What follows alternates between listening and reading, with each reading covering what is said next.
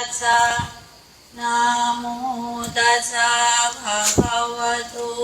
อะระหะโตสัมมาสัมพุทธัสสะนะโมตัสสะภะคะวะโตอะระหะโตสัมมาสัมพุทธัสสะพุทธังสรณังคัจฉามิธัมมังสรณังคัจฉามิสังฆังสรณังคัจฉามิทุติยัมปิพุทธังสรณังคัจฉามิทุติยัมปิธัมมังสรณังคัจฉามิทุติยัมปิสังฆังสรณังคัจฉามิตาติยัมปิพุทธังสรณังคัจฉามิตาติยัมปิธัมมังสรณังคัจฉามิตาติยัมปิสังฆังสรณังคัจฉามิปานาติปาตาเวรมณีสิกขาปะทังสมาธิยามิอาทินนาทานาเวรมณีสิกขาปะทังสมาธิยามิอาพรหมจาริยาเวรมณีสิกขาปะทังสมาธิยามิมุสาวาทาเวรมณีสิกขาปะทังสมาธิยามิสุราเมรยมัชฌัปมาทัฏฐานาเวรมณีสิกขาปะทังสมาธิยามินะหัจจคีวิกาลโภวิกาลโภชนะเวรมณีสิกขาปะทังสมาธิยามินาจะเขตวะทิตาวิสุขทัสสนะมาลาคันทวิเลปนะธารณะมันดนะวิภูสนัฏฐานาเวรมณีสิกขาปะทังสมาธิยามิอุจจาสยนามหาสยนาเวรมณี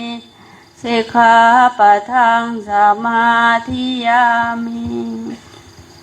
สาธุอิมานิอัตถสิกขาปทานิสมาธิยามิสาธุอิมานิอัตถสิกขาปทานิสมาธิยามิทุติยัมปิอิมานิอัตถสิกขาปทานิสมาธิยามิตติยัมปิอิมานิอัตถสิกขาปทานิสมาธิยามิอิมานิอัตถสิกขาปทานิสีเลนะสุขติยันติสีเลนะโภคสัมปทานสีเลนะนิพุติยันติตัสมาสีลังวิโสทะเยมาพันเต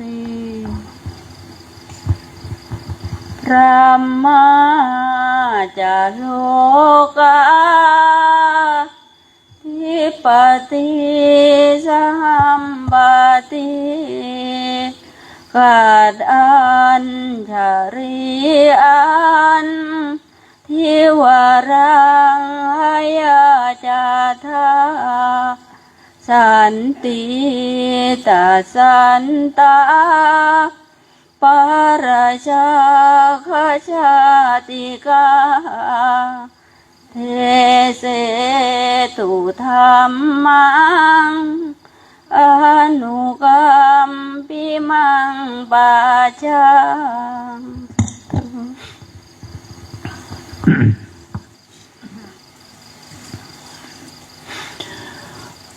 นมัตถุรัตนติยัสสะขอน้อมเสียงกล่าวถวายความเคารพสักการะบูชาต่อพระรัตนตรัยขอแสดงความเคารพคารวะคณะสงฆ์มูลใหญ่ทั้งสองฝ่ายทุกลูกเจริญพรโดยบุญนิกุศลญาติโยมอุบาสกทายกทายิกาสาธุชนทุกท่านทุกคนจงเป็นผู้มีอายุวันนาสุขภาละด้วยกันในโอกาสนี้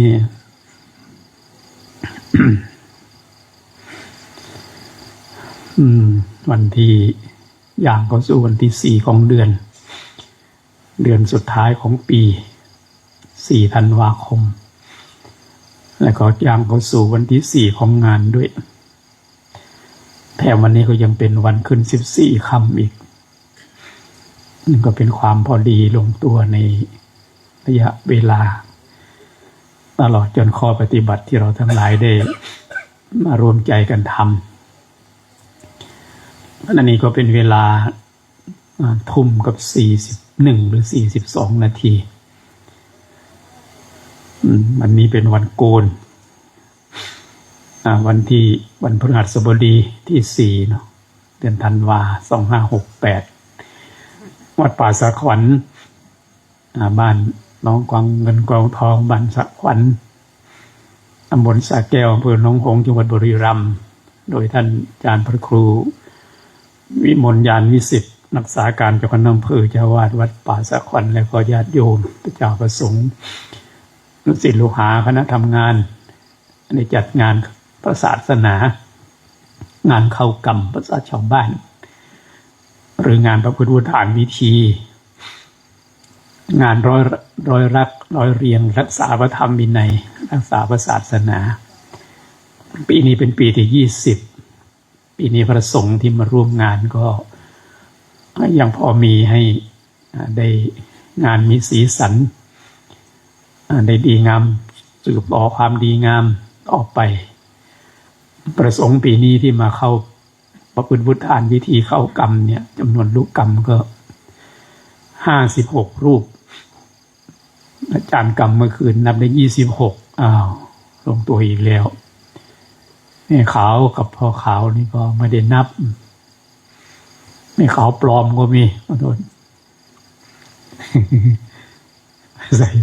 ใส่ชุดขาวมาฟังธรรมเห็นบางทีบางแห่งแม่ขาวแต่งชุดขาวมาถึงแล้วก็ไปกินข้าวอยู่ที่โรงครัวกำลังมาแต่ทางไกลหิวข้าวแวะไปกินโรงครัวกันอะไรว่าเอ้าแม่ขาวก็มากินข้าวบ่ทันได้รับศีลขาน้อยแม่ขาวปลอม ใส่ชุดขาวก็เลยเซลล์อยู่แม่ขาวปลอมตัวนี้ว่าโดยการคำนวณก็น่าจะประมาณสักใกล้เคียงกับจำนวนพระสงฆ์นี่แหละ60-70ท่านด้วยกันวันนี้ก็เป็นวันพระสงฆ์ท่านเรือนฐานะในขั้นตอนของการประพฤติทานวิธีเนี่ยถ้าไม่มีอุบัติเหตุก็จะมี3ขั้นปริวาสมานัตและอภานระหว่างรอยต่อหรือช่วงต่อระหว่างปริวาสกับมานัตเนี่ยนิยมทำกันแต่ไม่ใช่ข้อปฏิบัติบังคับในพระธรรมวินัยนะคือคณะสงฆ์ที่ในเหมาะจะทำกี่วันในปริวาสและก็พระพุทธฐานวิธีประเภทนี้เรียกว่าสุทธันตะเนี่ยจะใช้เวลากี่วันก็ได้กำหนดให้มันเหมาะสมลงไปเป็นปีก็ได้เป็นเดือนก็ได้1 คืน 1 วันก็ได้แต่ห้ามไม่เกินขอโทษห้ามไม่ต่ำกว่า1 คืนส่วนมานัตนั่นก็6 ราตรี 6 คืนก็จะเข้าสู่ขั้นที่3เรียกว่าอภานถ้ามีอุบัติเหตุหรือถ้ามีเหตุให้เกิดการไม่สามารถไปต่อได้ภาษาสมัยใหม่ก็คือมันไม่สามารถจะชำระบริสุทธิ์มีการประพฤติผิดซ้ำเข้าไปในข้อพระวินัยที่ทำให้สงฆ์ต้องให้กระบวนการสังฆกรรมเริ่มใหม่เรียกว่าปฏิกัสสนามันก็เลยกลายเป็น4ปริวาสปฏิกัสสนามานัตอภานแต่ละคำก็มีความหมายเฉพาะมันเป็นคำเรียกในภาษาพระวินัยในศีลของพระได้อธิบายไว้แล้วในหนังสือสวดมนต์อยู่ในภาคอธิบายคำศัพท์หรือรูปธรรมในคำสวดมนต์หมายเมื่อรู้ธรรมก็รู้คำตำนองนั้นนะพยายามใช้คำนี่มันเป็นภาษาสมัยใหม่ร่วมสมัยถ้ามีคำถามว่าทำไมต้องมาเข้ากรรม มันก็ตอบไม่ได้โฟกัสไปในเรื่องต่างๆแล้วนะแต่มันก็มีหลักที่จะให้ข้อคิดบางทีมันก็ไม่ได้จำเป็นหรือมันเลือกไม่ได้ขอโทษไม่ใช่ไม่จำเป็นมันเลือกไม่ได้ทำไมเราต้องมาเกิดเป็นลูกของพ่อของแม่คนนี้ท่านจะตอบว่ายังไงถ้ามีคำถามทำไมต้องมาบวชกับอุปชฌาย์รูปนี้หรือองค์นี้ถามใกล้ๆเข้ามาทำไมต้องอาบน้ำทุกวันยกเว้นบางองค์เห็นเขาโพสต์ในโซเชียลเมื่อ 2-3 วันที่ผ่านมาเนี่ยจำนวนคนในจังหวัดสุรินทร์เพิ่มขึ้นจากพันเป็นหลักหมื่นเขาก็วงเลยว่าคือคนไม่อาบน้ำเอาไว้อย่างนั้นนะมันหนาวแค่นี้ก็โพสต์ได้วะ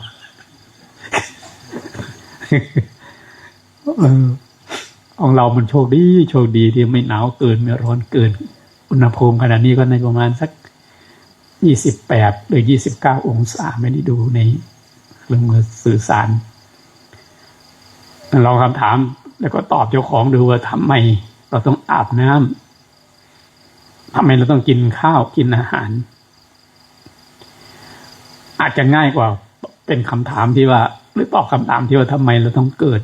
เป็นลูกของพ่อของแม่คนนี้มาบวชกับพ่อแม่มาเกิดกับพ่อแม่คนนี้มาบวชกับอุปชฌาย์ท่านนี้ความจริงก็ไม่มีปัญหาไหนยากเกินหรอกโอเคว่าถ้าเรามีหลักหน่อยที่ต้องมาเกิดนี่เพราะมันถูกบังคับให้เกิดใครบังคับล่ะก็คือตัวเราเองนี่แหละบางทีบุญกุศลมันก็บังคับในชื่อพราหมณ์ 16 ท่านมีไปทูลถามพระพุทธเจ้าเรื่องโสรสปัญหาขอโทษใช้ภาษานั่นหน่อยไม่จำก็ได้หรอกไม่บอกให้จำก็คงจะจำไม่ได้บางรูปบางท่านโสรสนั้นแปลว่า16เป็นจำนวนนับในภาษาบาลีมีพราหมณ์มีผู้ที่ไปถามปัญหา16ท่านมีท่านหนึ่งท่านทำบุญแบบแปลกๆมากนะทำบุญเยอะที่คนทั้งหลายไม่ค่อยได้ทำในเวลานั้นถ้าท่านฟังธรรมพระพุทธเจ้าสามารถบรรลุเป็นพระอรหันต์ได้เลยแต่ท่านทำบุญใหญ่ขนาดนั้นมีพลังของบุญใหญ่มากให้ทานผ้าจีวรก็เป็นแสนผืนให้ทานบาทก็เป็นแสนลูกเป็นแสนใบก็ใช้ลักษณะนามยังไงเราไม่รู้บาทไม่ได้ดูแล้วบูชาพระพุทธเจ้าด้วยผ้าทุกอย่างกับพระอรหันต์ด้วยบุญมันใหญ่มากจนมันสามารถฉุดรั้งท่านไม่ให้ตรัสรู้หรือบรรลุธรรมในเวลานั้นบุญมันต้องการอำนวยผลมันทำให้ท่านต้องไปเกิดเป็นเทวดาอันนี้คือบางทีมันจำใจหรือมันเหลือพลังที่จะต้านทานอำนาจบุญอำนาจกรรมบางทีกรรมชั่วเนี่ยมันก็บีบบังคับเราเป็นหนี้เวรเป็นหนี้กรรมที่เราแผ่กุศลผลบุญในเวลาทำวัดไม่แปลบางวันนะ ข้าพเจ้าขอแผ่ส่วนบุญส่วนกุศลให้แก่เจ้ากรรมนายเวรเคยถามไหมว่าเจ้ากรรมนายเวรเป็นยังไงรู้คำตอบหรือว่าไปอย่างนั้นพอมันแล้วๆนะท่านก็ไม่ได้พิธีพิถันอย่าไปหาอะไรมากหรอกสวดให้มันพอแล้วๆได้ออกไปกินน้ำปะนะมันก็ง่ายไปหน่อยไหมมันไม่ค่อยได้พัฒนาไม่ต่อยอดทางปัญญาท่านก็ขี้สงสัยไม่ค่อยได้ศึกษาใน ข้อปฏิบัติที่ตนเองมีเท่าไหร่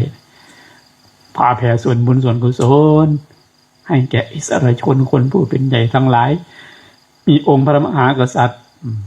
พระใหม่นั่งเฉยวันก็แล้ว2 วันก็แล้วทำไมท่านไม่พาล่ะเพื่อนถามผมมีเวลาบวชน้อยเรื่องอะไรจะให้บุญคนอื่นบุญผมก็ไม่พออยู่แล้วพระเจ้าอยู่หัวท่านบุญเยอะไปให้ท่านทำไมหรอเป็นงั้นไปนี่ นี่คือคิดไม่ค่อยรอบคอบเท่าไหร่มองไปเหมือนบุญนี่เป็นวัตถุบุญนี่เป็นเรื่องมหัศจรรย์นะเปรียบเทียบสมัยใหม่ก็เหมือนเราถ่ายรูปงามๆมาสักภาพหนึ่งรูปหนึ่งมีเพื่อนถูกใจโอ้ขอก๊อปหน่อยนะขอบันทึกไว้ในเครื่องมือหน่อยเราก็แชร์ให้เพื่อนหรือเพื่อนก็ก๊อปรูปของเราไปเนี่ยรูปที่เรามีอยู่ต้นฉบับนะมันไม่ได้หมดไปเพราะการที่คนอื่นมาขอแชร์มาขอก๊อปปี้ไปสมัยก่อนท่านเปรียบเทียบมันเกิดการจุดเทียนขึ้นมาเนี่ยมีผู้มาขอจุดไฟจากเทียนของเราไฟในเทียนเราก็ไม่ได้หมดมันกลับไปเติมแสงสว่างให้กับเทียนเล่มอื่นๆบุญที่เรามีมันไม่ได้หมดเพราะการให้แต่มันจะหมดเพราะการใช้สลายไม้ม้วนชอช้างมันจะหมดไปเพราะการใช้ที่ไม่ทำเพิ่มสลายไม้ม้วนหอหีบไม่โทคือให้บุญไม่หมดไปเพราะการให้ยิ่งให้มันก็ยิ่งเพิ่มขึ้นมีคำที่ท่านขยายไปว่าปฏิทานามัยแปลว่าบุญสำเร็จจากการให้บุญอันนี้ก็คือหลักที่เรียกว่าเราให้ทำไมต้องให้เจ้ากรรมนายเวรเจ้ากรรมนายเวรเป็นยังไงคำนี้ก็ไม่ได้มีในพระไตรปิฎกหรอกแต่มันมีในวิถีชีวิตของพวกเราของคนไทยเจ้ากรรมนายเวรเจ้ากรรมนายเวรมันก็อยู่ที่วงจรชีวิตของเราที่ทำบาปทำกรรมอะไรต่างๆเอาไว้โดยไม่รู้นั่นแหละบางทีเราไปเจอคนนี้เขาทำไมถูกชะตาเหมือนกับเจอญาติเจอโยมพระเจ้าประสงค์เจอโยมประสงค์เจอพระสงฆ์บางรูปบางท่านนี่มันรู้สึกผูกพันเหมือนกับเป็นพี่เป็นน้องกันมาวันนี้ก็เล่าให้พระใหม่ที่ท่านมากับหลวงพ่ออุทัยอาจารย์อุทัยท่านไปถวายการนวดให้ ก็เลยบอกว่าผมรู้จักอาจารย์อุทัยนี่มานานแล้วนะเจอกันครั้งแรกเหมือนพี่เหมือนน้องเลยมีความรู้สึกแบบนั้นอาจารย์พระครูมีมนอาจารย์ทองใบก็เหมือนกันมันเหมือนกับน้องชายคนท้องคนสุดท้องของแม่ของผมนะอันนี้บางเวลาบางบุคคลบางท่านเนี่ยเจอพบหน้าพบตากันเนี่ยมันสอนศีลไม่ตรงกันเท่าไหร่หลายท่านคงจะเป็นแบบนั้นนะพอเจอหน้าครูบาอาจารย์เจอหน้าอาจารย์รูปนี้อยากกราบอยากไหว้เจอเพื่อนคนนี้เจอพระรูปนี้อยากรู้จักแต่ว่าเจออีกบางองค์เนี่ยรู้สึกมันคันแข้งเหลือเกินเอามันเป็นอย่างนั้นนั่นอาจจะมีบางยุคบางสมัยบางเวลาที่มันเป็นเจ้ากรรมนายเวรต่อกันในวงจรของการเวียนเกิดเวียนตายเนี่ยพระพุทธเจ้าพระองค์ทรงแสดงเอาไว้เพราะเหตุแห่งการหมุนเวียนแห่งกรรมขอให้เราได้รู้ไว้เถิดว่าทุกอย่างมันไม่เคยสูญเปล่าไม่ว่าเรื่องดีเรื่องไม่ดีมันมีผลเสมอยิ่งเราเจตนาทำเรื่องนั้นๆมันยิ่งมีผลมากมีเจตนาทำเจตนามันน้อยก็มีผลข้างเคียงอยู่บ้างหลายท่านเป็นแบบนั้นไม่ได้เจตนาทำหรอกแต่ว่าเหตุบังเอิญหรือเหตุที่มันประจวบเหมาะไม่ได้เจตนามันก็ยังมีผลตามมาในแง่ลบแง่บวกเช่นบางคนก็ไม่ได้รู้ว่าเป็นบุญนะตัวนั้นนะจำชื่อเทพธิดาตัวนี้ไม่ได้มีวิมานอยู่บนสวรรค์ชั้นดาวดึงส์พระมหาโมคคัลลานะอัครสาวกผู้เปี่ยมไปด้วยฤทธิ์ในบรรดาคนในโลกนี้ยกเว้นพระพุทธเจ้าไม่มีใครมีฤทธิ์มีอิทธิฤทธิ์นะอิทธิฤทธิ์ปาฏิหาริย์นะสู้พระมหาโมคคัลลานะไม่ได้เลยเสมอกันก็ไม่มีมากกว่าไม่ต้องไปถามถึงยกเว้นพุทธเจ้าท่านขึ้นไปบนสวรรค์เห็นเทพธิดาตัวเนี้ยวิมานมันสวยกว่าวิมานของเทพอื่นๆมันแปลกประหลาดนางเทพธิดานี่ก็มีบริวารมากแถมยังผิวพรรณนี่มันไม่มีภาษาจะบรรยายมันงามถึงขนาดหมดภาษาที่จะไปบรรยาย ท่านก็เลยอยากถามว่าเป็นอะไรทำไมเธอมาเป็นเทวดาบนสวรรค์ทำบุญอะไรมานางก็เลยบอกว่า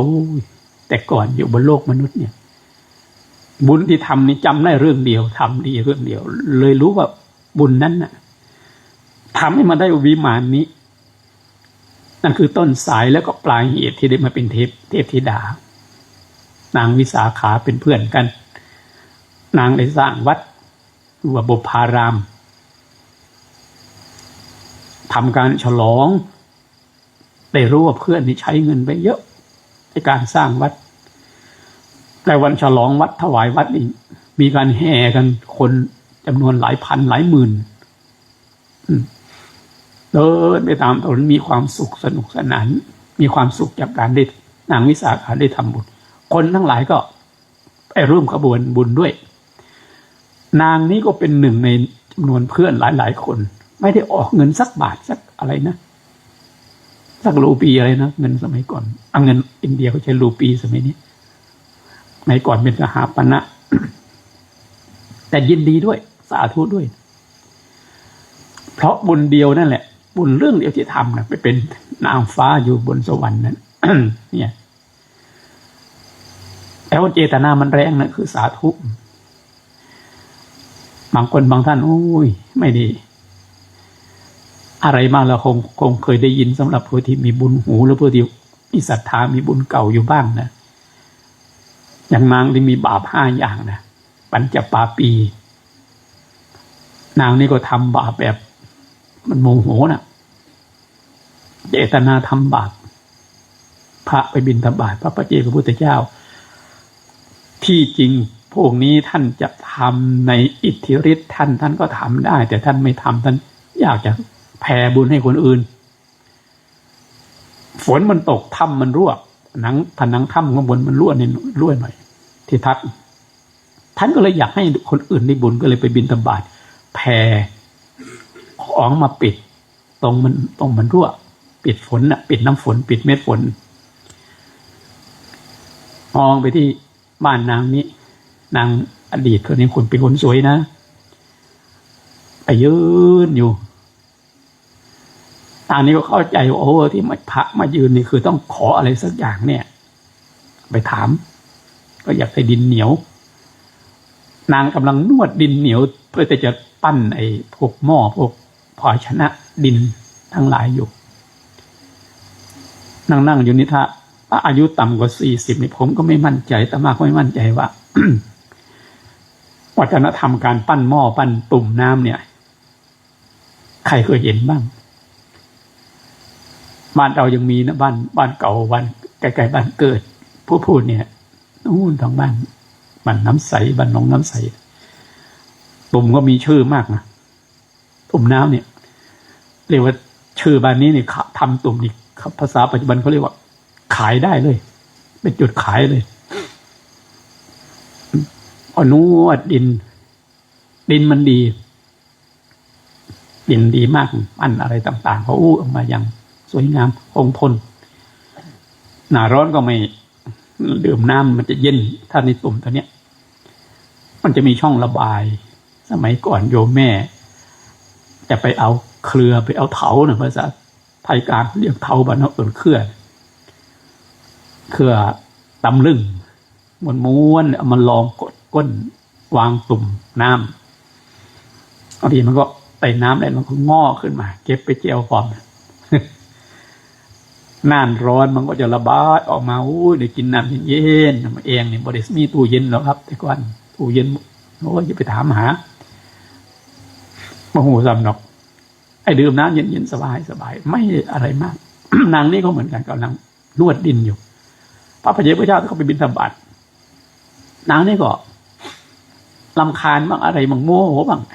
เอาดินเหนียวนี่มาใส่บาตรให้แต่ไม่ใส่ธรรมดานะทุ่มลงไปเลยที่ตรงนี้นะพร้อมกับตาเหลือกอะไรใส่ด้วยนะผู้หญิงเวลาโกรธนะองค์ไหนเคยมีแฟนบ้างก่อนมาบวชนะ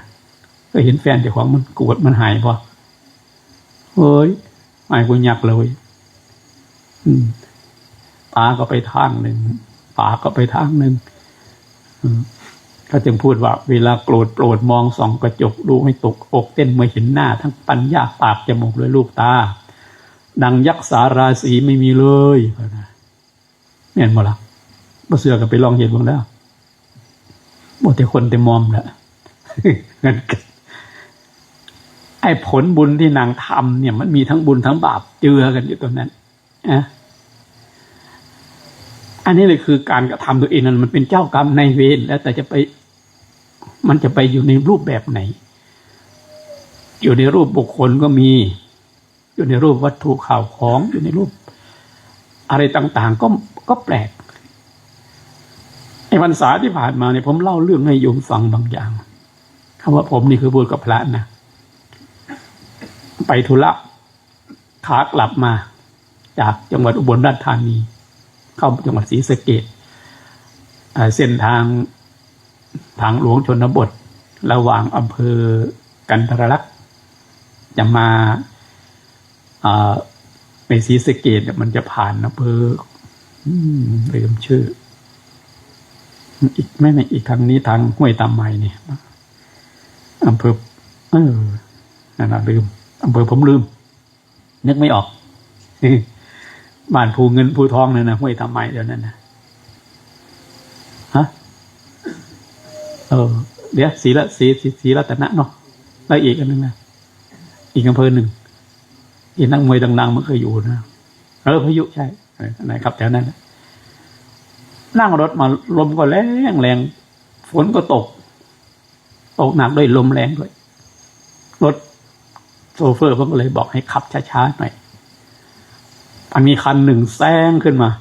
แซงรถที่ผมนั่งขึ้นมาผมก็ดูมันสีอะไรทำไมมันจะรีบไปไหนฝนก็ตกลมก็แรงอย่างนี้จำขับคายขับคาสักพักหนึ่งไม่ถึง5 นาทีรถที่แซงขึ้นไปกับรถที่ผมกำลังนั่งไปเนี่ยก็ไม่รู้หรอกที่แรกว่าเป็นคันไหน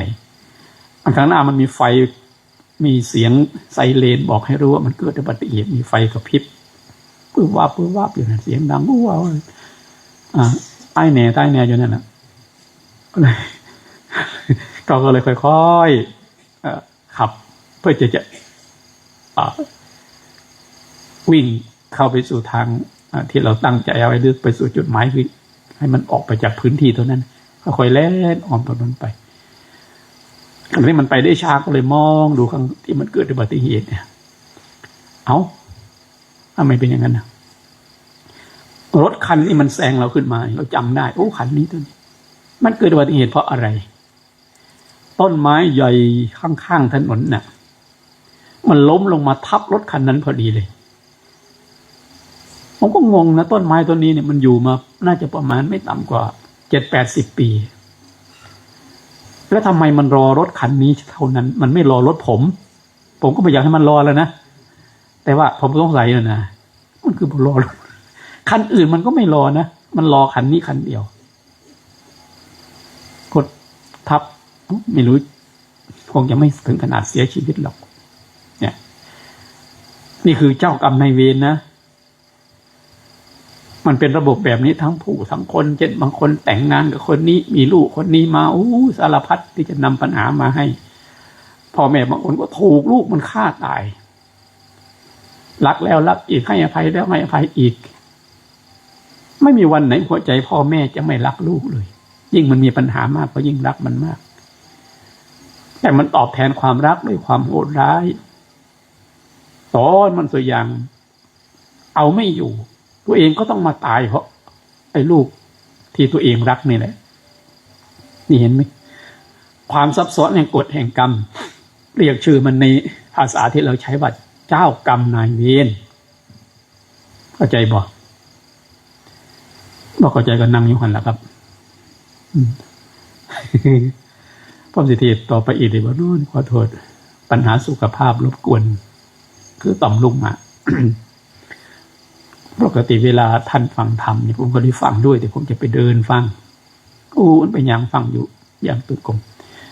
ไอ้ลำปวด มันรู้สึกว่าปวดจะถ่ายเบาก็ต้องไปโรคประเภทนี้ทรมานสังขารมากมันทำร้ายสุขภาพปกติ อาจจะพยายามอดทนเพราะฉะนั้นวิธีการที่พระสัมมาสัมพุทธเจ้าทรงประทานไว้เนี่ย มันจึงครบรอบครอบคลุมกรรมดำมีวิบากดำกรรมขาวมีวิบากขาวกรรมทั้งดำทั้งขาวมีวิบากทั้งดำทั้งขาวและกรรมที่เหนือกรรมมีศาสนาในวิธีไหนคำสอนที่ไหนครบถ้วนบริบูรณ์หัวที่ว่าไม่ดีไม่ชั่วแต่เราไม่รู้ว่ามันเหนือดีเหนือชั่วคือคำสอนพระพุทธเจ้าระบบแยกย่อยออกมาเป็นหลายเรื่องหลายราวเป็นทานเป็นศีลเป็นภาวนาเป็นศีลสมาธิปัญญาตัวนี้คือวิธีการจะก้าวข้ามหรือชนะการเวียนเกิดเวียนตายชนะกรรมดีกรรมชั่วชนะกรรมที่มันไม่ต้องมีกรรมดำกรรมขาวที่เหนือกรรมไอ้มันต้องเป็นขั้นเป็นตอนเป็นลำดับ เรียกว่าเหมือนกับคนสร้างปราสาทมันมีทั้งการออกแบบมีทั้งแบบมีทั้งพื้นดินมีทั้งฐานรองรับมีทั้งตัวปราสาทมีทั้งบันไดขึ้นบันไดก็เลี้ยงขึ้น1 2 3 4 5ขึ้นไปจากบันไดแรกจนถึงบันไดสุดท้าย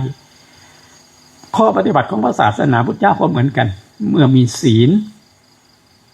มันก็จะนำไปสู่ความดีงามอย่างอื่นเพราะศีลเกิดความไม่ร้อนใจไม่เดือดร้อนใจจึงเกิดความปีติความปราโมทย์ไปสู่ปัสสัทธิไปสู่สมาธิไปสู่ปัญญานี่คือขั้นตอนต่างๆมันจะไปตอบคำถามท่านได้เลยนะถ้าท่านศึกษาแล้วก็ศึกษาในจิตในใจถ้าท่านเป็นผู้ที่ขี้สงสัยหรืออย่างที่ว่ามันควรจะมีเนี่ยนะองค์ที่ไม่โกนผมนะมีอยู่องค์เดียวใช่ไหมหนึ่งรูปบอกเมียนบอก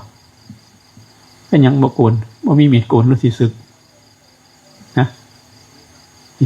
ซึกมาได้อ๋ออาจารย์ฝรั่งสตีฟบอกอ๋อหัวห่อนมาตัวนี้สันเมียนบอกทำไมก่อนเรียนบอกฮอตนี่เขาเอิ่นว่าคนตัวได้สิถือกินนี่มันหัวห่อนมันสิตายแล้วครับว่า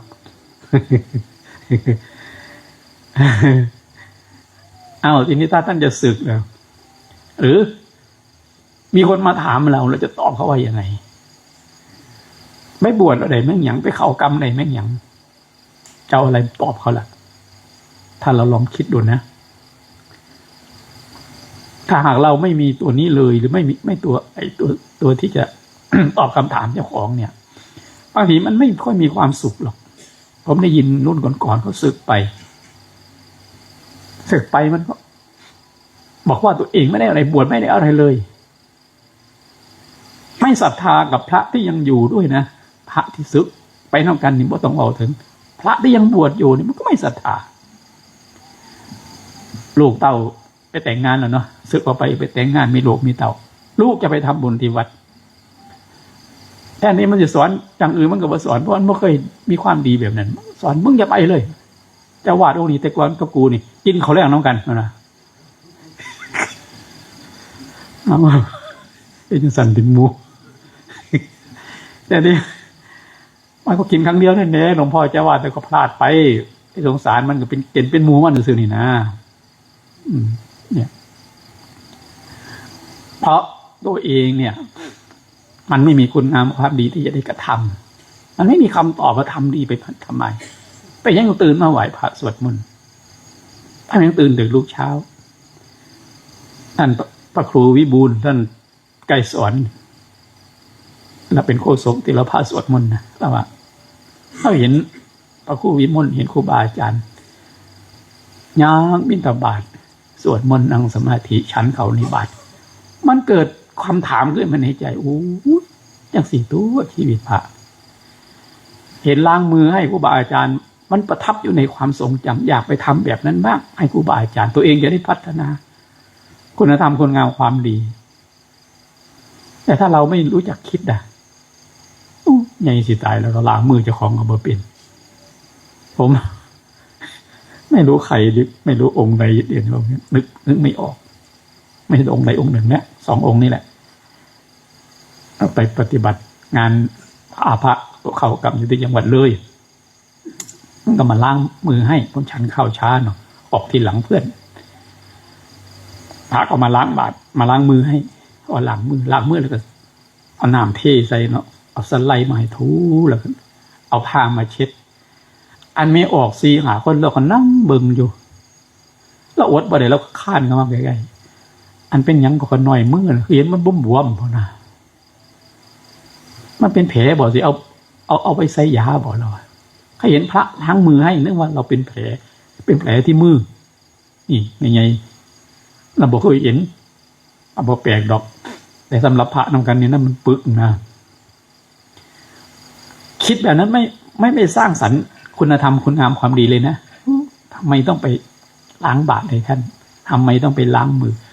ทำไมต้องอุปถากทำไมต้องถือย่ามคนรุ่นใหม่ส่วนมากหลายเปอร์เซ็นต์เลยนะจะไม่รู้ว่าเท่าไหร่พรรษาที่ผ่านมาผมพระท่านมรณภาพแบบอุบัติเหตุผมก็เลยติดหนี้ในความ ผูกพันกับท่านมาปรึกษาเรื่องชีวิตเรื่องความลำบากที่เรื่องโครงการตำรวจมากวาดลานวัดนี่แหละท่านก็พูดไปผมก็นั่งทำงานศึกษาคำสอนพระเจ้าในพระไตรปิฎกผมก็ละงานชั่วคราวเนาะผมก็มานั่งรับไหว้ท่านมาคุยกับท่านประมาณ5 นาทีก็คิดว่าน่าจะพอสมควรแล้วผมก็เลยบอกขอโทษด้วยครับหลวงตาผมเสียงานต่อก็มีอย่างเด้อครับเด้อสบายใจมีอย่างเดี๋ยวผมจะเคลียร์ให้พูดกับแกอย่างนั้นผมก็นึกว่ามันแล้วไปแล้วนะ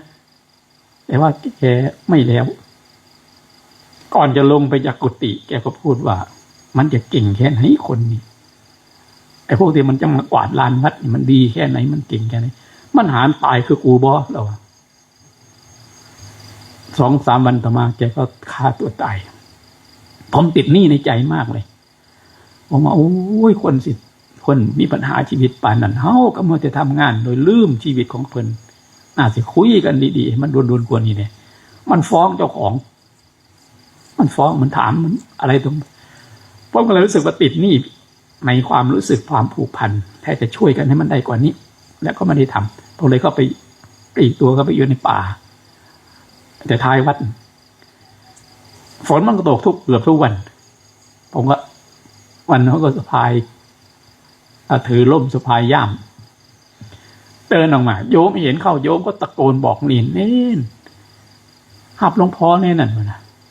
หลวงพ่อมากเน้นว่ายังไงรู้ไหมมหับเด้อผ้าเองตัวย่ามจะคล้องนะท่านคิดยังไงครับถ้าปิดกรณีอย่างนี้มีหน้ามันต้องมีคำถามต่อสังคมต่อชุมชนของคนต่างๆนานาว่ามีพระเอาไว้ทำไมขนาดคนบ้านเราคนอยู่กับเราแล้วแนวเขาเห็นอย่างเงี้ยผมก็เลยผมก็ขำนะผมก็แค่ยิ้มแล้วก็อธิบายให้เนนให้อะไรฟังในวันหลังต่อมาอันนี้แหละถ้าท่านหาคำตอบจากความสงสัยที่มันต้องคือหน่อยนะทำไมต้องมาบวชทำไมต้องอุปถากครูบาอาจารย์มันจะเป็นเรื่องที่ดีนะครับถ้าท่านคิดเป็นเรียกว่าโยนิโสมนสิการเนี่ยมันจะนำไปสู่สัมมาทิฏฐิได้ความเห็นที่ถูกตรงได้ถ้าท่านคิดไม่เป็นเข้าป่าเข้าดงมันนำไปสู่มิจฉาทิฏฐินะอโยนิโสมนสิการคิดโดยไม่รอบคอบไม่ถูกหลักไม่ถูกวิธีคิดไม่มีวิจารณญาณมันก็จะเป็นปัญหาต่อชีวิตต่อตัวเราเองโยนิโสมนสิก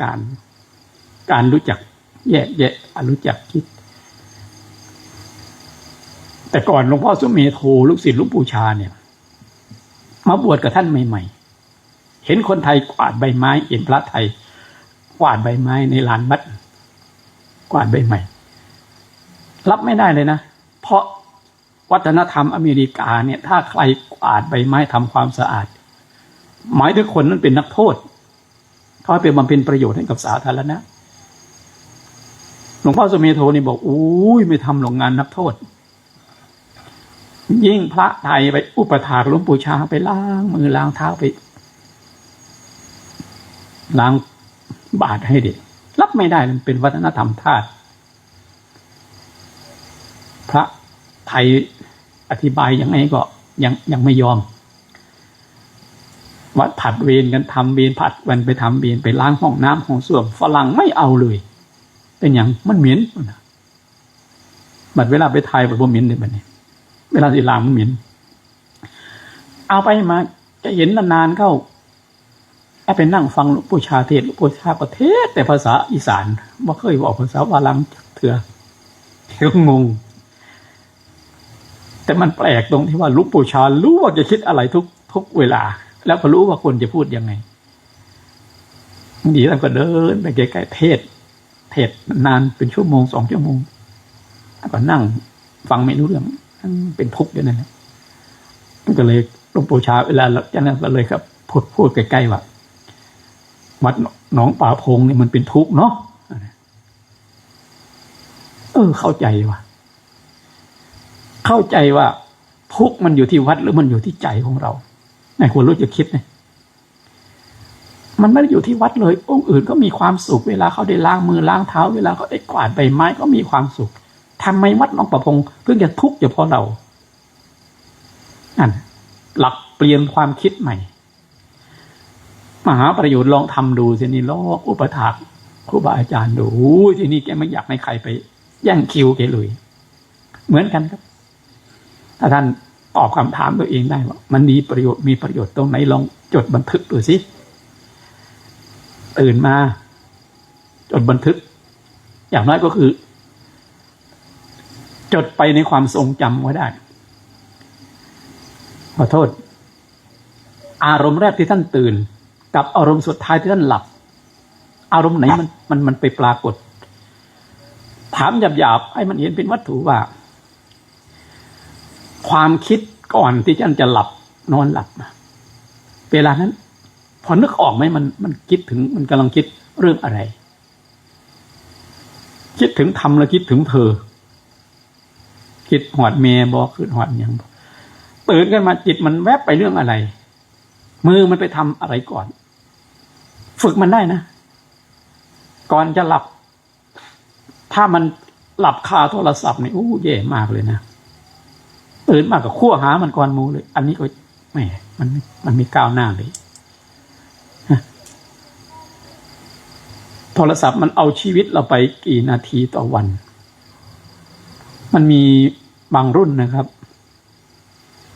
ไม่ชุบมันผมก็ไม่ได้ใช้ระบบไอ้นั่น iOS ของพวกไอโฟนอะไรนะผมไม่ได้ใช้ผมใช้ Android บางรุ่นมันจะมีบอกเวลาด้วยว่าสัปดาห์นี้เราใช้โทรศัพท์กี่นาทีกี่ชั่วโมงบอกความจริงเลยนะบางทีตกใจเลยนะป้านั่นบอกอาทิตย์นี้เราใช้ตั้ง2 ชั่วโมงเลยเหรอใช้เรื่องอะไรมันก็จะบอกใช้ไลน์เท่านี้นาทีใช้เฟซเท่านี้นาที YouTube เท่านี้กี่นาทีสำหรับผู้ที่ทำแบบนี้นะอื่นๆมันก็แชร์ให้มันบอกว่าเราไปใช้เรื่องอะไรเรามาคิดดูสิเวลามันหมดไป2 ชั่วโมงเนี่ย60 นาทีเป็น1 ชั่วโมง120 นาทีเบิดมันคือเอาไปหลายเลยถ้าเรามาประมวลนี่เวลา1 ชั่วโมงเราคิดถึงพุทธเจ้ากี่ครั้งลองถามดูสิถ้าพุทธเจ้ายังไกลไปกว่าคิดถามต่อไปว่าเราคิดถึงพ่อแม่ผู้ให้กำเนิดเรามาเนี่ยชั่วโมงหนึ่งคิดกี่ครั้งคือนอนหลับพอเถื่อบอกหรือโฟกัสมาเวลาเราทำกิจกรรมเวลาเราแผ่กุศลผลอิมินาปุญญากรรมเมนะด้วยบุญนี้อุทิศให้อุปชาผู้เลิศคุณอุปชาเราเป็นใครคือนอนหนาแล้วพอเถื่อบอกครับไม่ได้ถามหาเรื่องนะถามให้คิดอาจารย์ผู้เกื้อหนุนใครอาจารย์เราท่านจำได้ไหมองค์ไหนไปสวดให้ท่านบวชองค์ว่าไงบางทีมันก็เป็นเรื่องแปลกๆเนี่ยเนาะเฮาอายุ60หรือมาถามเฮาคืนปริปุณณวีสติวัตโสโอสิ อายุเจ้าพอ20พุ่งยั่งนะเห็นไหมใช่ไหมถามอนันตริยธรรมนะบริบุญนันเตปัตตจีวรังมีบาทจีวรครบหรือยังอินนาโมสิชื่ออะไรบริโสสิเป็นผู้ชายใช่ไหมเป็นบุรุษใช่ไหมบางอย่างกันนี่คืออัจฉริยะพุทธเจ้านะครับให้ยืนยันตัวตนภาษานี้ภาษาปัจจุบันเขาเรียกให้ยืนยันตัวตนที่แท้จริงว่าเจ้าเป็นผู้ชายบ่ถ้าไม่ใช่ผู้ชายจะเป็นพวกนั้นบวชไม่ได้ปุริโสสิเป็นบุรุษใช่ไหมเอาว่าพันเตหมดสิทธิ์เลยนะ ต้องพยายามเป็นอีแอบหน่อยบางทีนะ ลองนึกถึงครับอาจารย์เราเป็นใครแผ่บุญแต่ละทีมีความสุขเห็นไหมที่ท่านเปิดเทปอะไรต่างๆแสดงธรรมให้ฟังเวลาเรามีสมาธิมันนึกถึงพ่อถึงแม่อย่างอีเมบ้านท่านเรียกอีเมไหมครับทางสุรินทร์ไปทางบุรีรัมย์ยังเรียกอยู่ไหมเดี๋ยวนี้เป็นหอดอีเมดิอยากให้อีเมมาใส่บาตรอยากให้อีเมมาถือศีลอยากอีเมมาปฏิบัติธรรมนี่คือมันเป็นกุศลจิตนะเป็นโยนิโสมนสิการนะมาตาปิตุคุณนี่เป็นมงคลด้วยเป็นทางบรรลุธรรมขั้นสูงด้วยผมอยู่กับคำสอนพระเจ้าอยู่กับพระไตรปิฎกผมจะรู้จากในเล่ม22ในพุทธเจ้าบอกไว้เลยว่าภิกษุหรือใครก็ตามไม่มีกตัญญูเนี่ยอย่าไปว่ามรรคผลนิพพานเลยครับสมาธิขั้นต้นท่านก็จะไม่ได้ภิกษุองค์ประกอบ5อย่างนี้ไม่สามารถบรรลุปฐมฌานได้ไม่สามารถบรรลุทุติยฌานได้ก็จะไล่ไปเป็นคนไม่มีศรัทธาเป็นคนไม่มีศีลเป็นคนที่ไม่มีหิริโอตตัปปะเป็นคนอักตัญญูไม่รู้จักบุญคุณของผู้มีคุณถ้ามีมันก็จะเจริญในศีลแล้วก็มันรักษาอยู่นะระมัดระวังสำรวมอยู่ไปที่คำถามแรกที่ผมถามท่านทำนองให้หาคำตอบว่าทำไมเราต้องอาบน้ำทุกวันหลายท่านก็อาบน้ำวันละหลายครั้งทำไมล่ะอาบน้ำมันไม่ใช่เพียงแค่ว่าชำระสิ่งสกปรกให้ออกไปจากร่างกายเป้าหมายหลักๆอาบน้ำเพื่อสุขภาพเพื่อผ่อนคลายมันร้อนมันทำความร้อนชำระสิ่งที่โสโครกออกไปในเวลานั้นกำจัดกลิ่นกำจัดอะไรเข้าสังคมสมัยก่อนพ่อแม่หรือภูมิปัญญาพ่อแม่รุ่นอุปชาอาจารย์ของพวกเราเนี่ยเวลาจะทำวัดเช้าวัดเย็นท่านปรงอาบัติทุกวันย่ามเสาร์ก็ปรงอาบัติสัปปตาจนโยมก็เห็นเขาไปตั้งเป็นคำถามพูดกันในชุมชนในสังคมโยมว่าพระอะไรนั่งยองๆ2 องค์ถ้ามีคำเฉลยดิบันมีคำถามก็มีคำตอบนั่งยองๆ2 องค์เขาเรียกว่าพระปรงอาบัติตัวอยู่ใต้ซับต่อตัวอยู่เทิงเห็นปะเคยปรงอาบัติไหมกลมลงไปตั้งแต่สัปปตาปฏิโยโรจิมิเพื่อนนะตัวอยู่ใต้ซับต่อตัวอยู่เทิงก็ซับขึ้นวันนี้มันเหมือนพ่อแม่เราอาบน้ำแต่เหมือนตัวเราต้องอาบน้ำทุกวันมันเหมือนเราต้องกินอาหารทุกวันเป็นคำตอบเดียวกันเลยนะอาหารทางกายชำระล้างในจิตในใจอาบน้ำในพระธรรมวินัยเอาศีลเอาสติเอาสัมปชัญญะเอาศรัทธานี่เป็นชำระล้างความมีศรัทธามันจะชำระล้างตัวไม่มีศรัทธาความขยันจะชำระล้างความขี้เกียจตัวขี้เกียจถ้ามันตรงกันข้ามทีนี้ถ้ามันไม่มีความเพียรมันมีความขยันมีแต่ความขี้ขลาดมันกวาดความขยันออกไปมืดแบบนี่เหตุผลสารพัดที่มันจะขี้เกียจหิวนอนเว้ยสี่ไข่น้ำบินน้ำบาดกับเพื่อสิเดสันบางทีบางแห่งถ้าไม่คอนโทรลดีๆนะตอนนี้ตนนี่ลูกกรรมเพื่อสิเดสันกับเพื่อสิเดกับหม่องอาจารย์กรรมก็เจ๊มันเบาหลายเนี่ย ความไม่ศรัทธามันจะชำระตัวศรัทธาออกไป ความขี้เกียจจะชำระความขยันออกไป ความมีจิตไม่เป็นสมาธิมันจะชำระสมาธิออกไปมันชำระล้างมันเป็นปฏิปักษ์ต่อกันมันทำลายกัน ความมีศรัทธาพอมีศรัทธามีความอยากทำมีความเชื่อมีความเลื่อมใส นึกถึงไปต่อยอดเอาความเพิ่มพูนแห่งศรัทธามากขึ้นศรัทธาในพระพุทธเจ้าศรัทธาในพระธรรมคำสอนศรัทธาในกฎแห่งกรรมพระพุทธเจ้านี่มีองค์ผลพร้อมทุกอย่างเนาะที่เราศึกษากันมาก่อนออกมาบวชเป็นคฤหัสถ์เรียนตั้งแต่เป็นเด็กน้อยเรียนจบ18ศาสตร์18ด็อกเตอร์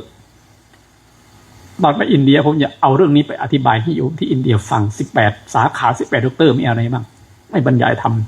ำได้ปริญญาเอกอันดับหนึ่งทุกปริญญาเลย18สาขาลักษณะของพระองค์ก็สมบูรณ์แบบทุกอย่างเรียกว่ามหาปุริสลักษณะ32ประการบวกกับปลีกย่อยอีกเป็น80อนุพยัญชนะอย่างเช่นเท้าพระพุทธเจ้าเนี่ยนิ้วเท้าเนี่ยพระวรกายแขน แขนจะยาวยืนอยู่เนี่ยสามารถเอามือลูบหน้าแข้งลูบเข่าได้ยืนตรงๆเลยนะครับไม่ต้องก้มนะยืนแล้วก็สามารถลูบได้พระชิวหาคือลิ้นนี่ใหญ่สามารถแลบออกมาแล้วปิดหน้าผากได้แลบลิ้นมาปิดหน้าผากได้ต้องเห็นบ้างครับได้บ่เลยได้บ่ฮะได้บ่มู แถมยังสามารถเอาลิ้นนี่สอดเข้าไปในหูสองข้างได้เลยไม่ใช่เขาไปไซโคไปสร้างภาพให้มันเกิดมหัศจรรย์นะแต่นี่คือบุญลักษณะท่านจะบอกว่าไม่มีใครเสมอเหมือนทำไมพระองค์ออกมาบวชล่ะนี่คือถ้าเรารู้จักคิดนะโยนิโสมนสิการมันจะต่อยอดทางปัญญาต่อยอดทางศรัทธาเพิ่มขึ้นมันจะเบียดตัวไม่เชื่อออกไปบาปมันมีจริงๆไหมไม่เป็นตัวยังไงไอ้ถามแล้วลองไปหาคำตอบที่มันถูกตรงดูสิทำไมเราเกิดมากับแม่คนนี้กับพ่อคนนี้ทำไมบางคนไม่ไปเกิดกับคนโน้นน่ะไอ้ลูกดาราคนหนึ่งดาราขอโทษอาจจะเขาได้สามีเป็นเจ้าสัวนั่นนะเจ้าสัวที่เป็นเจ้าของกิจการเครือโทรศัพท์ดีแท็กผมก็พูดก็ได้มันไม่ได้เสียหายคือโยมบุญชัยไม่ออกตักมงกุฎนะเข้าไปได้สามีคนนี้วันที่ลูกชายเขาเกิดนะลูกชายมงกุฎเกิดคุณบุญชัยเนี่ยเขาโอนเงินให้ลูกเป็นของขวัญเหมือนเกิด1,000 ล้านบาทนั่งอยู่นี่ขอโทษครับวันที่ท่านเกิดท่านได้เงินเท่าไหร่ครับ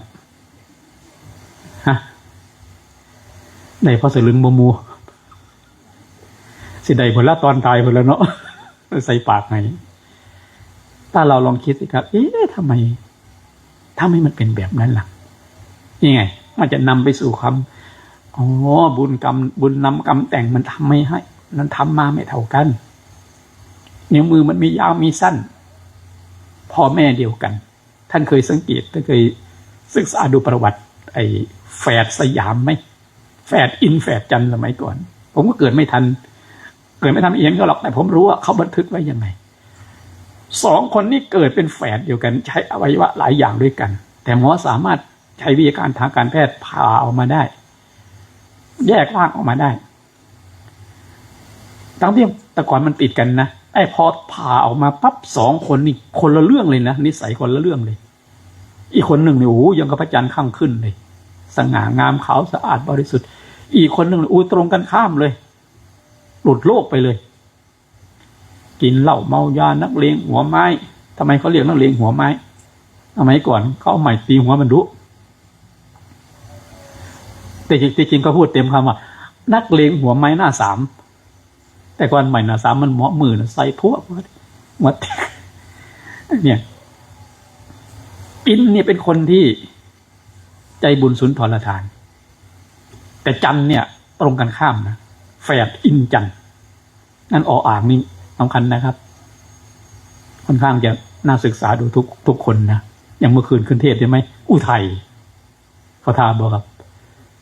เราคืนของเราป้าโอ้พระองค์นี่แปลกประหลาดไปมาวันนี้เพิ่นไปหาผมเนาะอย่าไปบอกเราฟังได้เราไปอยู่แถวนี้แล้วไม่กอดเนี่ยไม่จับเนี่ยนะไม่จับเห็นบอกก็ไฟนี่วะนะกอไฟมันเกิดขึ้นมาบันนี้มันก็ตายอยู่ในนี้แล้วมันสิออกไปจากนี่ก็บ่ได้มันผูกมันพันกันอยู่นี่หมดเพิ่นน่ะนองไหนขึ้นมากก็อยู่น้ำกันนี่แหละเพิ่นน่ะ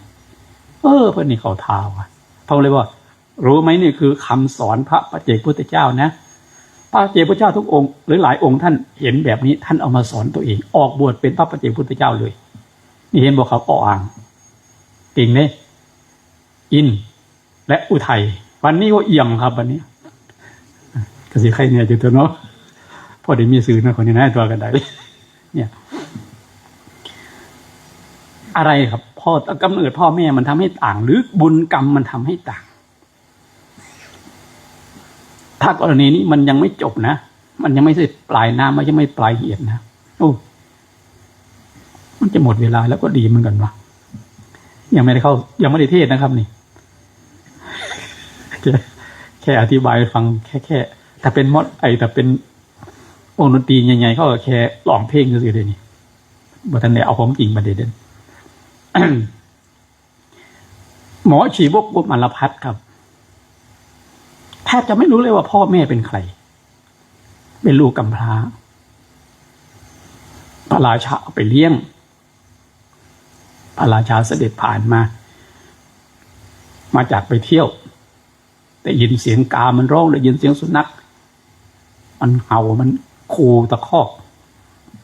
เหมือนกำลังจะแย่งอะไรกันพระราชาก็เลยให้พระอมาตย์ไปดูมันแปลกประหลาดว่ามันอะไรนะไปดูเห็นเด็กน้อย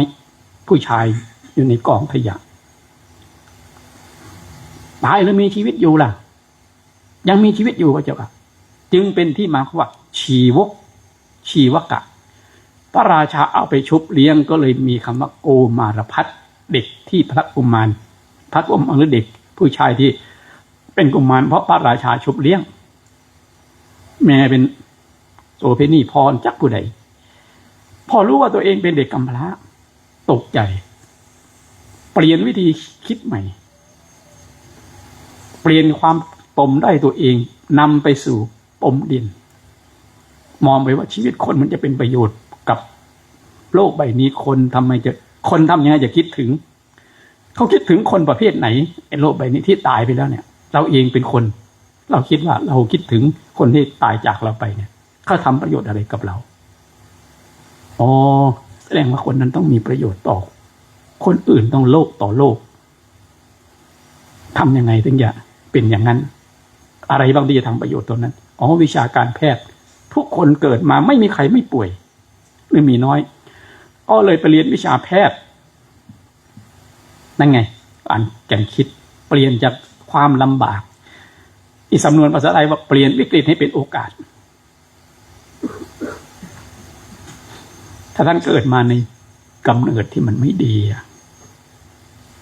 แล้วก็มีวิธีคิดได้ผมประทับใจหลวงพ่อพุทธทาสท่านแสดงธรรม ผมบอกว่าผมฟังเทศในบรรดาพระเถระเจ้าทั้งหลายที่เป็นผู้หลักผู้ใหญ่ในยุคปัจจุบันผมน่าจะฟังหลวงพ่อพุทธทาสมากกว่ารูปอื่นๆเฉลี่ยน่าประมาณ 1,000 ชั่วโมงฟังหลวงพ่อพุทธทาสไม่ใช่เรื่องเดียวนะครับฟังไปเรื่องที่ท่านเทศ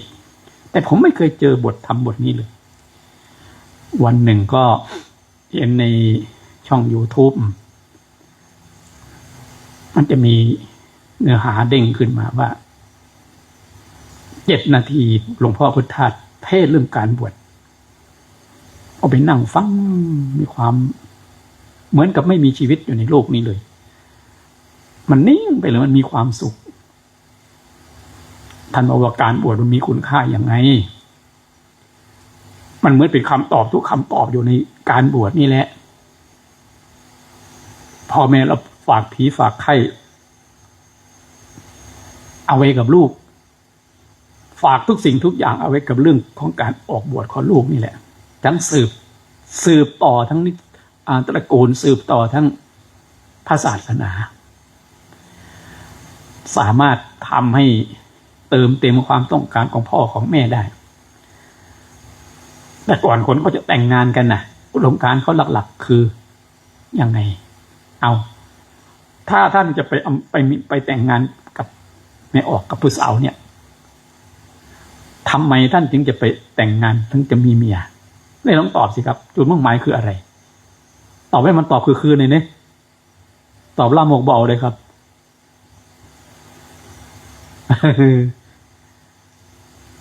คะแนนเต็ม10ให้2ครับสาธุที่ตอบนั่นนะให้เพราะสงสารองค์ไหนจะตอบบ้างครับไม่ตอบไม่ให้ออกกับพันนะครับ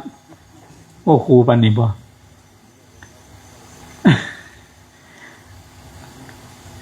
คำตอบก็คือเขารู้ว่าชีวิตเขาเองเนี่ยมันไปต่อไม่ได้นี่ผู้ชายนะผู้หญิงก็เหมือนกันไปต่อไม่ได้ไม่สามารถจะทำงานใหญ่ที่สุดให้มันสำเร็จร่วมไปได้ด้วยดีเขาจึงรวมพลังกันเอาผู้หญิงผู้ชายเนี่ยมารวมกันสร้างบุคคลที่3ขึ้นมาคือลูกให้ลูกทำหน้าที่แทนพูดตรงๆก็คือพ่อแม่เนี่ยไปนิพพานเมื่อใดครับเราบ่มีปัญญาไปมันติดเห็นบ่แล้วบอกเราเจ้าใหญ่มาให้เจ้าไปบวชได้ยิ่งยวดในศาสนาในยิ่งยวดในศีลในธรรมในจำนำคุณพ่อคุณแม่ให้ยิ่งยวดในศาสนาเอาพ่อแม่ออกจากวัฏสงสารออกจากทุกข์นั่นคือเป้าหมายของการบวชไปของการมีคู่ครองนะการมีสามีภรรยานะเดี๋ยวนี้มันหายไปหมดแล้วผู้หญิงก็หายผู้ชายก็หายไอ้ตัวเดิมๆที่มันเคยมีว่ารวมพลังกันสร้างคนขึ้นมาเป็นตัวแทนของเราพาเราไปสู่มรรคผลนิพพานมันหายไปเหลือแต่เองยังเสมอนี่เหลือแต่กิเลสตัณหามากันไปอยู่น้ำกันแต่งงานกันไม่มันก็ฮักดีแล้วเห็นบ่มาขึ้นนี่อุตส่าห์เรามาอยู่ในศาสนาตั้ง30 ปีเสือออกไปได้2 ปีบัดนี้แม่นบ่ล่ะอย่างนี้เพิ่นวางใส่แล้วเนาะอยากองค์ใดเพิ่นเทศเงินล้านนึงใส่2 ปีอีนางนั่นก็มีศรัทธาในศาสนาแต่บ่มีศรัทธาในผัวมันก็ไล่ผัวมันหนีแม่นบ่ไปบวชซะเจ้ามันน่ะมันมีศรัทธาในศาสนาได้นั่นประชดไปซะละขอโทษด้วยครับผู้ใดมีอะไรมาบวชก็ได้อันนี้ไม่แง่ดีเห็นมันอะไรนะเขามีศรัทธาในศาสนาเนาะมองในแง่ดีมันเป็นอย่างนั้นนะครับ โอ้ยเหล่านี้เนี่ยมันเป็นความท้าทายความที่จะต้องให้มันเกิดในจิตในใจให้มากจะได้คำตอบเขาเรียกคนที่สึกไปแล้วว่าทิศนะมาจากคำว่าบัณฑิตแปลว่าผู้มีปัญญาหูเรื่องหูเล่าหูทั้งโลกหูทั้งธรรมกลับไปก็ไปรักษาครอบครัวรักษาภรรยารักษาลูกรักษาศาสนาได้ด้วยมีกรณีเกิดจาบจ้วงหรือพาดพิงพระสงฆ์คนที่ไม่บวชคนที่สึกไปแล้วเนี่ยแหละเป็นคนปกป้องศาสนาได้เห็นไหมกรณีต่างๆที่ผ่านมาเนี่ยวัดพระบาทน้ำพุก็ดีวัดทั้งนครปฐมก็ดีนะวัดทางภาคเหนือก็ดีนะมีอุบาสก 2-3 คนเขาออกมาชี้แจงให้ฟังไม่ออกคนหนึ่งว่าถูกใจผมมากไอ้โยมดาราไม่กิ๊กไหมกิ๊กมายุรินนะคนนี้เขาท่าว่ะฝึกกรรมฐานมาหลายที่นั่นแหละเข้าสมาธิเข้ากรรมฐานเขาตอบตรงเป๊ะๆไปเลยในพระศาสนานั่นคือคนที่เรียกว่าโลกก็ได้ธรรมก็ดีโลกไม่ซ้ำธรรมไม่เสียพวกที่เป็นบัณฑิตศึกไปแล้วเนี่ย โยมศาสตราจารย์ดร.อุทิศสิริวัลย์เนี่ยวันๆก็ไม่ค่อยได้อยู่ตอบปัญหาให้กับโลกโซเชียลว่ามันคืออะไรปัญหามันแค่ไหนยังไงอันนี้คือมันได้ทั้งตัวเองแล้วก็ได้ทั้งศาสนาด้วยถ้าเรามีความรู้อันนี้พูดเอาไว้นะครับมาต่อยอดเรื่องการเข้ากรรมที่อธิบายมาเมื่อกี้นี่เป็นเรื่องที่ว่าท่านควรจะถามตัวเองว่าทำไมเรามาบวชทำไมเราทำวัดสวดมนต์ทำไมเราทำโน่นนี่นั่นยกตัวอย่างให้เห็นง่ายๆว่าทำไมเราต้องกินอาหารทำไมเราต้องอาบน้ำหรือถ้าหากว่าให้ครบแบบที่พระพุทธเจ้าท่านบำเพ็ญบารมีนะพระองค์ตรัสบอกเอาไว้เองว่ามันมีโรคอยู่โรคภัยไข้เจ็บเบียดเบียนแต่คนนั้นไม่ไปแสวงหายาไม่ไปแสวงหาหมอจะโทษอะไรโทษยาหรือโทษหมอหรือโทษคนคนนั้นเองในเมื่อมันเป็นยารักษากิเลสรักษาจิตรักษาใจไม่ให้มันชั่วคนไม่แสวงหาธรรมะไม่เข้าหาศาสนาโทษศาสนาได้ยังไงอากาศร้อนมันมีสระน้ำในธรรมชาติมีต้นไม้ขึ้นรอบบริเวณสระริมตลิ่งริมสระขอบสระลมก็พัดเย็นๆคนนี้หรือคนกลุ่มนี้เดินฝ่าแดดมาแดดก็ร้อนทั้งที่รู้ว่ามันมีสระน้ำที่เย็นอยู่ตัวนั้นไม่ไปหาสระน้ำจะโทษอะไรโทษคนนั้นหรือโทษสระน้ำที่มันไม่ให้ความเย็นมีศาสนาให้เกิดความร่มเย็นในจิตในใจแต่คนไม่แสวงหาแล้วก็มาบ่นกันทำไมสังคมเป็นแบบนี้ทำไมคนมันฆ่ากันง่ายทำไมคนมันโกงกันง่ายไม่ว่าเป็นผู้หญิงผู้ชายอันนี้คือคนพวกนี้เหมือนกับคนร้อนเหมือนกับคนป่วยไม่ไปหาหมอคนร้อนไม่เข้าไปหาสระน้ำท่านบอกว่าทางเนี่ยมันเป็นทางปลอดภัยทางเกษมทางบางเส้นทางมันมีภัยก็ไม่ไปเดินไม่เดินทางที่มันปลอดภัยไปเดินทางที่มันมีภัยก็ไปโทษเส้นทางงูที่มันกินเขียดกบพยายามตะเกียกตะกายเอาตัวรอดออกจากปากของงูถ้าเรามีปัญญาแบบนั้นวัฏสงสารหรือชีวิตนี่มันทุกข์เนาะสารพัดต่างๆผมคุยกับอาจารย์อุทัยผมไม่ได้ไปมีปัญญาแบบท่านไปเห็นกอไผ่หรอกแต่ผมมีปัญญาอีกแบบหนึ่งมีความคิดอีกแบบหนึ่งคือไม่ชอบความพลัดพรากมีพ่อมีแม่ก็ต้องพลัดพรากจากกันไม่ตายจากท่านก็ตายจากเรามีข้าวของเงินทองเราไม่จากมันก็จากเราผมไม่ชอบตรงนี้เลยแถมพอดีมันตรงกับพระปัจเจกพุทธเจ้าอีกด้วยตรงกันเลยเรารังเกียจความพลัดพรากมีลูกก็ต้องพลัดพรากจากลูกมีเมียก็ต้องพลัดพรากจากเมียที่พ่อแม่มีทรัพย์สมบัติมันไม่จากเราก็จากมันเพราะรังเกียจความพลัดพรากเราจึงจะต้องนำไปสู่ความหลุดพ้นคือความไม่พลัดพรากเอามาใกล้ๆเราก็ได้ครับเรารังเกียจบาปอกุศลที่มันผลักดันให้เราต้องทำสารพัด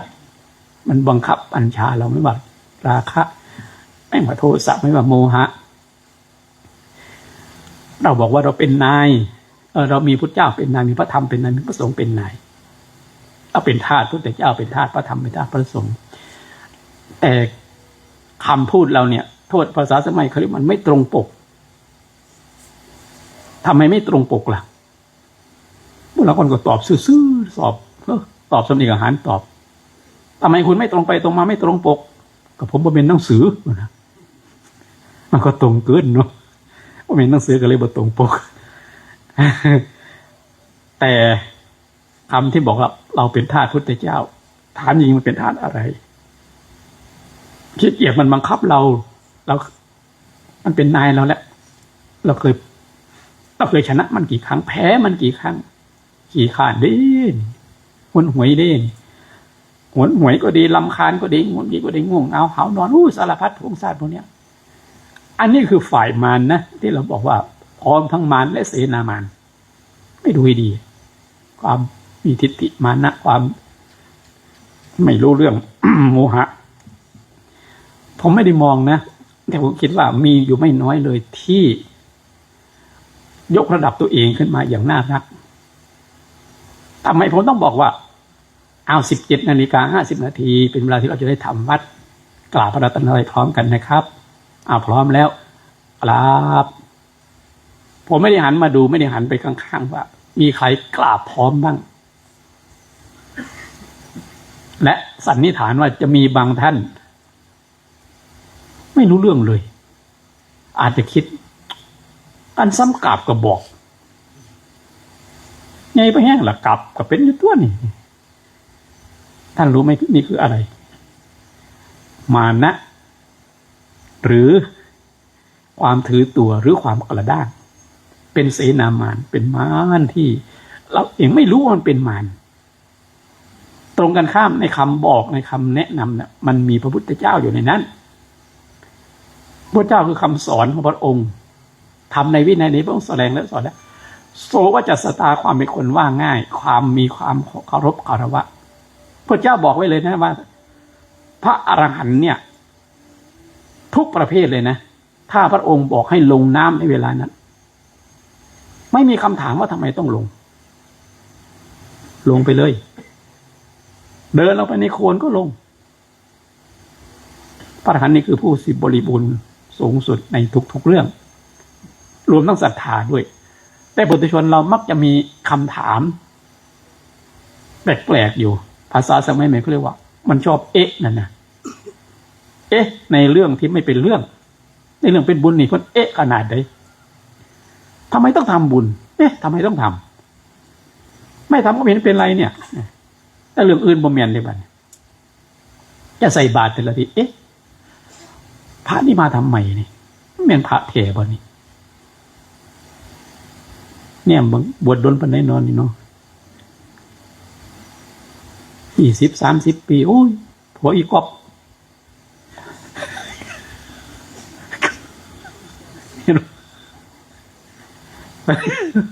ว่าตัวโอ้ยกอบบวชโดนกว่านี้เหมือนนะมันชอบนะแต่เวลาจะกินเหล้าเวลาจะเล่นการพนันเวลาจะโกหกเวลาจะด่านี่ไม่เคยหรือไม่ค่อยเลยนะยังไงเมียนบอกครับขอโทษคิดเข้ามาใกล้ๆท่านใดที่บวชยังไม่ถึงพรรษาบ้างครับว่าได้พรรษาเลยเพราะท่านไม่มีพรรษานี่ยกมือบ้างนี่ครับยกบึกผู้ใดบ่ทันได้พรรษาหลายเติบอุปชาก็สิมันอยู่แถวนี้แล้วเนาะครับมนต์ครับเอามือลงครับ รุ่นหลายคามก็มีรุ่นใหม่ๆก็มีนั่นเพิ่งมาใหม่พอดีนั่นนะถามหลวงพี่นั่นดีกว่าหลังก้มลงกราบถามหน่อยนะครับหลวงพี่ชื่ออะไร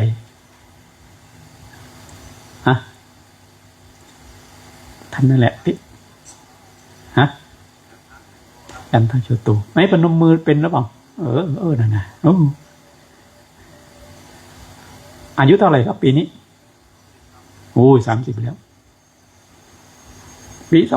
2558เนี่ยเคยใส่บาตรกี่ครั้งก่อนมาบวชครับ2 เทื่อครึ่งบ่ หาคำตอบนะครับไม่ต้องตอบก็ได้ครับผมก่อนจะมาบวชผมก็เ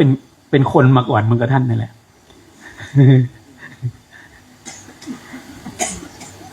ตั้งแต่จำความได้มาบวชเป็นสามเณรตอนอายุ14หลังจากนั้นก็อยู่เป็นสามเณรอยู่3 ปีก็สึกไป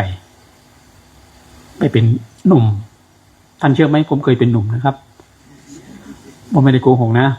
ไปเป็นหนุ่ม14 ปีจากเป็นเด็กมาถึงอายุ14ผมจำได้ว่าไม่เคยได้ใส่บาตรเลยสักครั้งหนึ่งแต่เคยเป็นรับบาตรพระมาอยู่เวลาจะทำบุญ17 ปีที่สึกไปถึง20 ปีเนี่ย3 ปีแล้วใส่บาตร2 ครั้งครับ ได้ด่าพระนี่ด่าบ่อยหันมาคิดดูสิครับที่นี่เวลาเรามาบวชเขานี่เวลาโยมเขาไม่ใส่บาตรเลยไม่ทำบุญเลยท่านคิดเรื่องนี้หรือเปล่าตั้งแต่กูก่อนบวชกูก็บ่เคยได้ใส่บาตรตอนนี้เสียมันเรียกร้องหาไผล่ะเรียกร้องเอาอะไรสมหน้ามึงแล้วล่ะสมหน้ากูแล้วล่ะเอ้ามันบวกไงมันคิดบวกคิดฝ่ายตรงกันข้ามมันจะเข้าอกเข้าใจรู้เขารู้เรามากขึ้นและก็พยายามพัฒนาชีวิตของเราได้ดียิ่งขึ้นไปนะครับ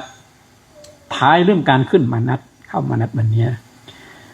มันเป็นขั้นตอนที่พระเจ้าเป็นผู้บัญญัติไว้นะครับ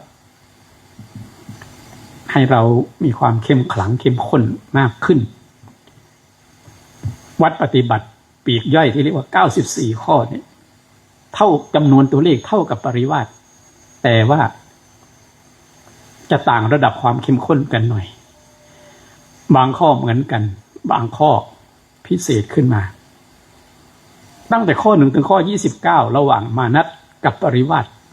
เหมือนกันจากข้อที่30ไปถึงข้อที่94จะต่างกันระหว่างวัดปฏิบัติของมานัสกับปริวาสนะครับ ปริวาสิกวัดข้อแรกก็คือห้ามไม่ให้อุปสมบทไม่พึงให้อุปสมบทมานัสก็ไม่พึงให้อุปสมบทเหมือนกันความหมายนี่ก็คือถ้าที่มาเข้าปริวาสเข้ากรรมเข้ามุฐานวิธีเนี่ยเป็นอุปชามาในที่ประชุมนี้ก็มีอุปชาอยู่2รูปคือพระครูจานุทัยสุนทรศิริรัตน์และก็พระครูวิมลถ้าท่านเข้ากรรมเนี่ยเข้าปริวาสไม่มีสิทธิ์บวชไม่มีสิทธิ์บวชให้คนอื่นไม่ให้บวชไม่พึงให้อุปสมบทถ้าหากว่าองค์ไหนเป็นคู่สวดเป็นอาจารย์ที่ทำหน้าที่มอบหมายจากคณะสงฆ์ให้เป็นกรรมวาจาจารย์เป็นอนุสาวนาจารย์จะสวดจะอะไรให้ยติพระที่มาบวชหรืออะไรก็ไม่ทำหน้าที่อันนี้เหมือนกันครับห้ามเป็นผู้ที่ก่อที่กรห้ามตำหนิกรรมห้ามติกรรมห้ามตำหนิภิกษุผู้ทำกรรมห้ามก่อที่กรห้ามก่อเรื่องก่อราวห้ามก่อการทะเลาะวิวาทไม่พึงก่อการทะเลาะวิวาทไม่พึงต้องอาบัติที่เป็นเหตุให้สงฆ์ทำกรรมนั้นอีกไม่พึงต้องอาบัติอันเหตุให้สงฆ์หรือเลวทรามกว่าที่สงฆ์ให้ปริวาสให้มานั้นอีกเหมือนกันไปข้อที่29จะต่างกันแล้วทีนี้ตอนนั้นถ้าเป็นปริ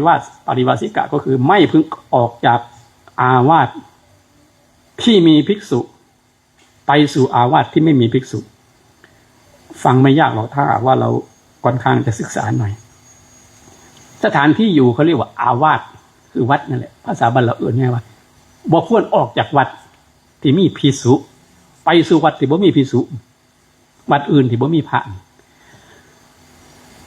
ท่านก็จะบอกข้อแม้ว่าเว้นไว้แต่มีอันตรายเว้นไว้แต่ไปกับปกตตภิกขุอันนี้คือปริวาสท่านดูสิครับปัญญาพระพุทธเจ้ารอบรู้รอบครอบแค่ไหนจึงเรียกว่าพระโลกนาถจึงเรียกว่าพระโลกวิถูเว้นไว้แต่มีอันตรายปณิโยมมาจากนู่นครับอำเภอกาบเชิงลูกน้องลูกศิษย์ลุงหาอาจารย์มหาสมเพิ่นมาใส่บาตรอาจารย์มหาสมเราก็เคยมานี้บ้านนี้เดี๋ยวนั้นเขาจัดปริวาสสุปีปีนี้เขาก็เลยบอกว่ามันจะเป็นตาได้จัดบ่ล่ะลุงๆพุ่นน่ะท่านถามผมเนาะมันจะเป็นทหารจัดอยู่ติโยมได้ยินว่าอันหุ่นเส้นมันเตรียมอาวุธไว้บุญมันติ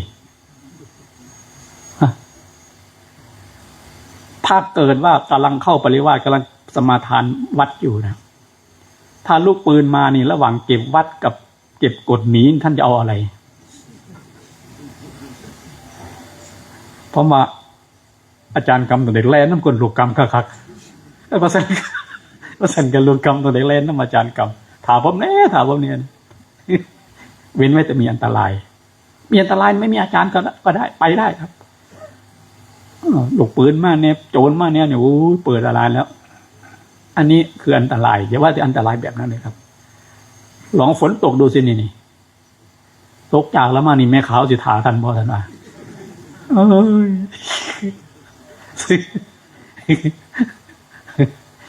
นี่เห็นไหมครับปัญญาพุทธเจ้าแต่พอขึ้นมานัดปั๊บตรงกันข้ามนะทีนี้ เว้นไว้แต่ไปกับสงฆ์จากปกตัดหรือจากอาจารย์รูปใดรูปหนึ่งของอาจารย์กรรมนะตอนเป็นปริวาสเราไปกับอาจารย์รูปเดียวได้ไปธุระไปอะไรได้แต่ตอนขึ้นมานัดไปกับสงฆ์เท่านั้นสงฆ์คืออะไรอาจารย์กรรม4 รูปขึ้นไป4 รูปเป็นอย่างน้อยท่านถึงจะออกไปธุระหรือไปอะไรต่างๆได้เก็บวัดต้องไปอันนี้คือความแตกต่างครับตอนนั้นก็เราค่อยว่ากันมีโอกาส30 31 32จนถึง94ก็อยู่ในข้อบัญญัติที่เรียกว่าเช่นบอกว่าไม่พึงอยู่ในที่มุงบังกับภิกษุไม่พึงเดินจงกรมกับสมมติว่าถ้าเราเป็นมานัตตะก็ไม่พึงเดินจงกรมในที่เดียวกันหรือสูงกว่ากับอภาระหะภิกษุผู้ควรจะผ่านเป็นต้นมันจะเปลี่ยนย่อยไปอย่างเงี้ยเอาไว้ค่อยมีโอกาสค่อยว่ากันครับส่วนหลักใหญ่ของของมานัตปริวาสเรามีการขาดราตรีคือยังไงก็นับไม่ได้อยู่3 เรื่องสหวาโสวิปวาโสอนาโรจนาการอยู่ในที่มุงบังอันเดียวกันอยู่ร่วมกันก็นับราตรีไม่ได้หมายความว่าอยู่ในอาคารอยู่ในห้องอยู่ในกรดอยู่ในเต็นท์หลังเดียวกันเรียกว่าสหวาโสนอน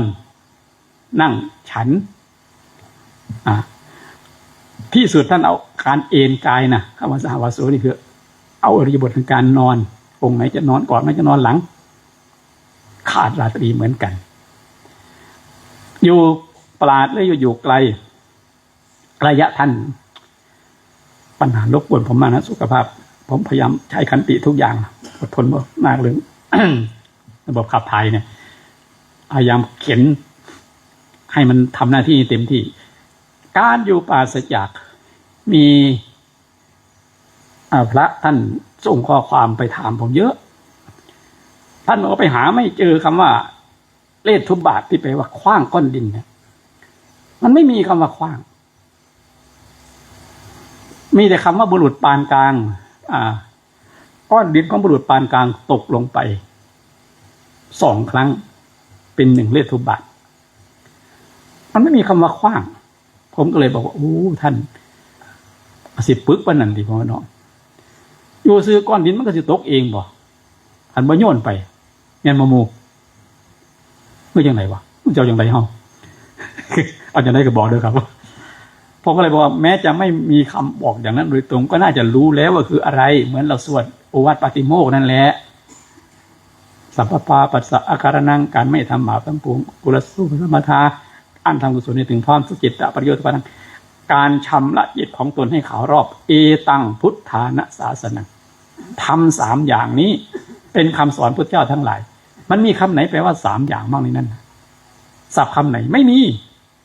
แต่มันมี3 อย่างไว้ที่นี่1ไม่ทำบาป2ทำกุศล3ทำจิตให้ถึงพร้อม3บ่ครับเนาะว่าอย่างในหมู่อันนี้ก็เหมือนกันครับถ้าไม่โยนไม่คว้างมันจะไปยังไงบุรุษปานกลางนะทำให้พระเจ้าถึงไม่บอกเลยก็ให้รู้สิก่อนนี้ดูซิมันจะไปเองมันบอกมันก็ต้องมีโยนหรือมาคว้างเลขทุบบาทเขียนสระเอลอลิงทอนางมันโทหัวแตกนะใส่นางทอนางมันโท2 ตัวสระอุตัวที่2บอใบไม้สระอาซอเสือซอเสือคือต่อเต่าฮะหมู่คือกันพอๆกันแล้วท่านผมท้าทายให้ไปเปิดดูนะบาทตัวนี้ใช้อะไรใช้สอเสือหรือใช้ต่อเต่าคว้างก้อนดินหรือโยนก้อนดิน4 ครั้งสมมติว่าบุรุษปานกลางโยนไปครั้งที่1เลย10 เม็ดไปยืนตรง10 เม็ดนั่นแหละโยนครั้งที่2ไปอีก10 เม็ดหรือ9 เม็ดนั่นคือเลขทุบาท1และ2 ครั้งนะถ้าบริเวณที่ท่านไปปักกดวางเต็นท์ประพฤติเข้ากรรมอยู่นั่นนะมันไกลเกินกว่านี้โดยบริเวณเริ่มต้นจากอาจารย์กรรมอยู่ปกตัตตาจารย์อยู่ไม่มีลูกกรรมเลยลูกกรรมองค์สุดท้ายที่พากันไปปักอยู่โน่นโคอีโดยนั่นอยู่วันไหนก็ไม่รู้โคอีโดยไปอยู่ไกลบริเวณนี้ทั้งหมดนับราตรีไม่ได้จึงเรียกว่าวิปวาโส วิปวาสอนาโรจนาไม่บอกที่ผมพยายามบอกว่าอย่านั่งเฉยๆนะครับต้องวาดตามทุกรูปอันนี้คือปริวาสครับสุดท้ายขอมานัดเพิ่มขึ้นมาอีกข้อหนึ่งก็คืออูเนคเนจรนังประพฤติในคณะตัวนี้หมายถึงสงฆ์เลยนะไม่ใช่ไปว่า2-3 รูปนะคณะในภาษาพระวินัยตรงนี้หมายถึงสงฆ์ท่านเข้ากรรมไม่มีอาจารย์กรรมเกินหรือครบ4 รูปดูแลท่านประพฤติวัดไม่ได้ไม่เป็นสามารถจะนับราตรีได้เราจึงเรียกงานของเราที่ทำนี้ว่าปริวาสจัดตั้งพยายามอำนวยความสะดวกให้ทุกอย่างครับให้บริบูรณ์ให้ท่านสะดวกสบายตั้งใจประพฤติปฏิบัติเถอะเรียกกันง่ายๆว่าท่านทั้งหลายเป็นลูกกรรมทางนี้เป็นอาจารย์กรรมอีกอย่างนึงเรียกว่าพี่เลี้ยงก็ได้คณะผู้ดูแลงานก็ได้ดูแลจริงๆนะครับบางที่บางอย่างเอาใจลูกกรรมอุ้ยเอาใจสารพัดกับกาแฟนี่เสิร์ฟแล้วเสิร์ฟอีกจัดสรรมาตั้งแต่ยี่ห้อดีๆเท่านั้นเลยเป็นซอง2 in 1 3 in 1เอาไปป้อยในถาดให้ท่านไปฉันอย่างเดียวไม่ถึง10 นาทีเอาไปไว้3-4 ห่อหมดเลยทำไมเป็นอย่างนั้นไปแอบดูโอ้สมชื่อจริงๆครับลูกกรรมครับกรรมเอาสมควรเกินเวลาใครว่ากันนะครับค่ำคืนนี้ก็คุยกันเรื่องที่มันน่าจะฟังง่ายเป็นคาแรคเตอร์ลิสต์ส่วนที่ผมพยายามปรับให้มันเหมาะกับวัยสุดท้ายหน่อยให้มันฟังง่ายเพราะว่าผมพูดเทศแล้วฟังยากก็เลยพยายามปรับให้มันคือขึ้นมาหน่อยได้เทศมาก็ถูกอกถูกใจผมแล้วไม่ถูกใจท่านหรือเปล่าผมไม่รู้ก็เรียกว่าคงจะมีประโยชน์อยู่บ้างพอสมควรนะครับขอให้มีความเจริญในพระสัทธรรมคำสอนพระสัมมาสัมพุทธเจ้าโดยทั่วกันทุกท่านจนสามารถนำตนให้พ้นออกจากการพัดพละการเวียนว่ายตายเกิดบรรลุมรรคผลนิพพานหรือถ้ายังไม่ได้บุญที่เราทำจากทานจากศีลจากการรักษาศีลนี่ก็จงเป็นผลปัจจัยเราได้มนุษย์สมบัติสวรรค์สมบัตินิพพานสมบัติทั้งตัวท่านและก็ญาติมิตรทั้งที่พ่อแม่ปู่ย่าตายายเจ้ากรรมนายเวรก็จงอนุโมทนามีส่วนแห่งบุญนี้เพื่อนำตนให้พ้นออกจากกองทุกข์ประสบความสุขในมนุษย์สมบัติพระสมบัตินิพพานสมบัตินิพพานนังปรมังสุขขังด้วยกันทุกรูปทุกท่านเทินสาธุกราบขอบคุณอาจารย์พระครูวินัยทนเอี่ยมอภิชาโตซึ่งเป็นประธานสงฆ์ในการจัดการพระราชกรรมเพื่อปฏิบัติธรรมกรรมฐาน